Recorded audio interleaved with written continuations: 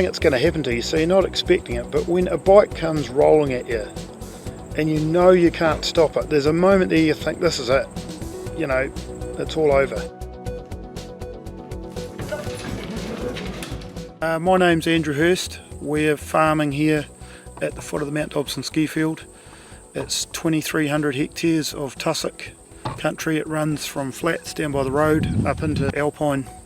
It's rough terrain, it's busy. I'm on my own pretty much here running it. We've got casual staff at peak times, but basically it's just me. I want to get home to my wife and kids obviously, but I just can't afford to get hurt. I mean, this is a tussock country property. It's rough, it's steep, there's hills, there's creeks, there's holes, there's rocks, there's scrub. You've got to be careful where you go. You know, I haven't had a problem going around the side of a hill on a four-wheeler because you are looking for obstacles, you're going slowly, you're picking your route. It's when you're on the flat, as I've had the trouble with, is when you're not expecting something. You don't go out thinking you're going to roll a bike, well, no one does, but it's just accidents happen. We were mustering this block, cows and calves, calf marking. I pushed a mob through here.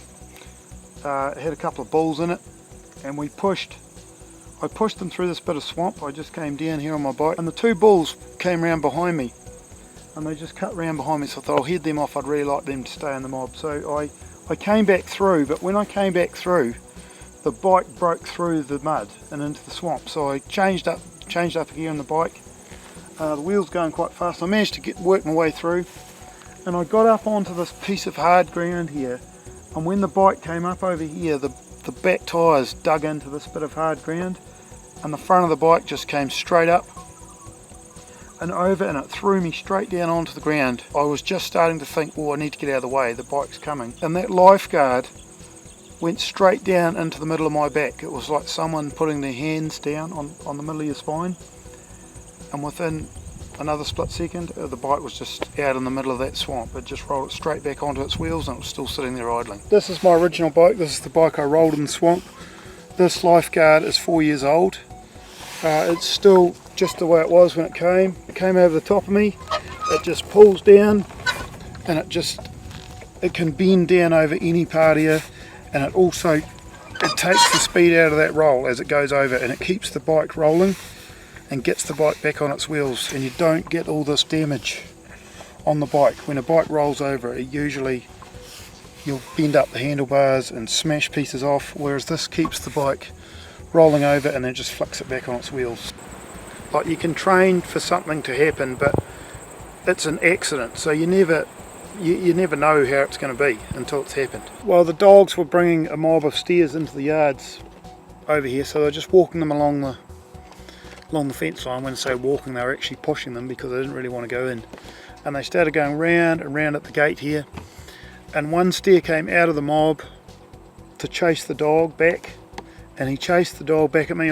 My bike was sitting over behind them. The dog whipped round behind the bike, and the steer put his head in between the wheel and the mudguard, and he just flipped the bike straight on top of me. And I sort of half-by fell out the side, but I was really still on the bike, and it just happened in a split second, and it was dead flat. I wasn't even moving, I was just sitting there. This held the bike up enough for me to get out from underneath it, and then I just flipped it back on its wheels. So without that, the bike would have been on top of me, there's no question about that. Until you have rolled a bike and have felt what it's like to see a bike coming at you, you won't realise what it's like. And it's just too late. It all happens so fast. You know, I'm quite a big guy, like I can jump on these bikes and sort of manoeuvre them around how I want, but when one of them's rolling at you and you're on the bottom side of it, there's no way you're going to stop it. You know, a helmet is a good start, but it's not going to keep the weight of the bike off the rest of your body. Sure, you know, I wear a helmet and it has saved my head hitting the ground, so I just wear a helmet, but it won't save you when the bike lands on top of the rest of your body. Like if you were sitting in hospital with a broken back, you just wouldn't care what the roll frame cost if you thought that could have prevented it. Like, you'd sell the farm, you wouldn't care. So just do it.